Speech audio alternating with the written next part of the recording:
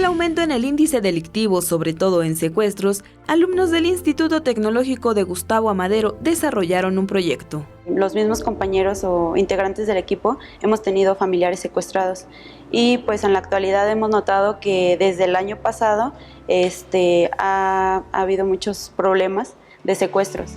Se trata de una plantilla que se integrará en un zapato o tenis cerrado, donde al flexionar 3 veces los dedos indica que está en caso de peligro o secuestro.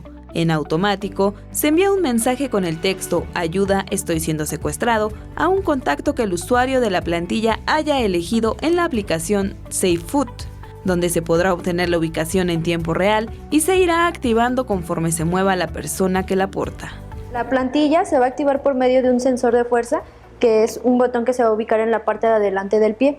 Al oprimir ese sensor 3 veces con una flexión que se hará con los dedos, se va a activar el mensaje de alerta que le llegará a algún usuario, a algún familiar que nos haya proporcionado el usuario.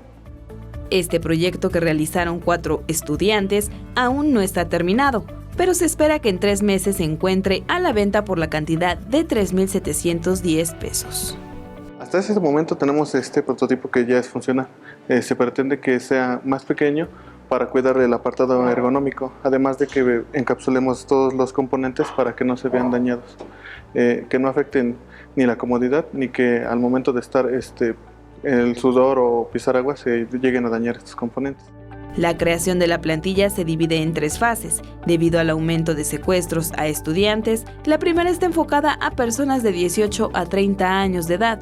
En la segunda y tercera será para todas las edades. El tiempo de vida de la plantilla será de casi 2 años y se recargará como si fuera un teléfono celular. Con imágenes de Jorge Barajas, Iraíz Morquecho, 21 Noticias.